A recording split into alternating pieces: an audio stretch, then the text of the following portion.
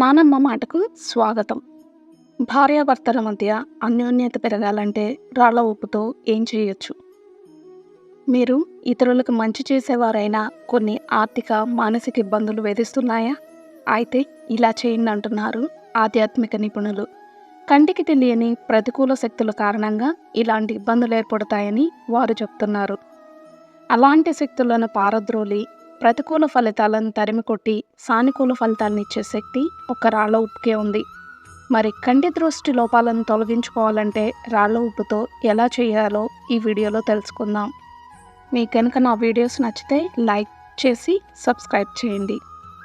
ఒక గాజు బౌల్ తీసుకొని అందులో వంటకు ఉపయోగించే రాళ్ళ ఉప్పును వేయాలి.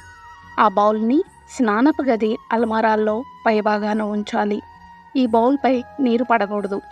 అలా ఉంచిన ఉప్పు కరుగుతుంది. ఆ ఉప్పు కరిగిన తర్వాత దాన్ని తొలగించి మళ్ళీ ఉప్పును నింపి అదే ప్రాంతంలో ఉంచాలి. ఇలా చేస్తే ఇంటికి దృష్టి లోపాలు ఉండవు, దారిద్ర్యం తొలగిపోతుంది. అంతేకాకుండా ఇంటిని వారానికి ఒకసారి శుభ్రపరిచే నీటిలో పసుపు, రాళ్ళ ఉప్పును వేసి శుభ్రం చేయాలి. ఇలా చేస్తే ఇంట్లో ఉండే ప్రతికూల శక్తులు తొలగిపోతాయి, మంచి ఫలితాలుంటాయి, ఆర్థిక రాబడి ఉంటుంది. ఇకపోతే ధనాన్ని ఉంచే పర్సులో చిటికెడు రాళ్ళ ఉప్పును పేపర్లో మడతపెట్టి ఉంచితే ఆర్థిక ఇబ్బందులు ఏమాత్రం ఉండవు. ఇంకా దంపతుల మధ్య అన్యోన్యత పెరగాలంటే, విభేదాలు తొలగిపోవాలంటే పడక గదిలోని పై అలమారాలో రాళ్ళ ఉప్పును నింపిన బౌల్ నుంచి వారానికి ఒకసారి ఆ ఉప్పును మార్చుతూ ఉంటే సరిపోతుంది. రోజువారీ ఉపయోగించే వాహనాలను శుభ్రపరిచేటప్పుడు కూడా ఆ నీటిలో రాళ్ళ ఉప్పును వేసి శుభ్రపరచడం ద్వారా ప్రతికూల శక్తుల నుంచి తప్పించుకోవచ్చు.